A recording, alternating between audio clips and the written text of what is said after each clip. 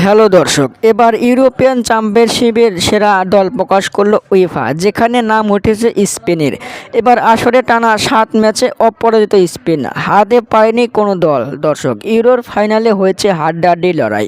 90 মিনিটের লড়াইয়ে দু দল কোনো ছাড় দেয়নি। হাফ টাইমের আগে গোলের দেখা পায়নি কোনো দল, কিন্তু হাফ টাইমের পরে 3টি গোল হয়েছে, যার মধ্যে 2টি গোল দিয়েছে স্পেন আর 1টি গোল দিয়েছে ইংল্যান্ড। দর্শক, ফাইনালে ইংলিশদের 2-1 গোলে হারিয়ে চতুর্থবারের মতো ইউরো কাপের জয় পেল স্পেন। দর্শক, 10 বছর পর এবার ইউরো কাপ জিতল স্পেন।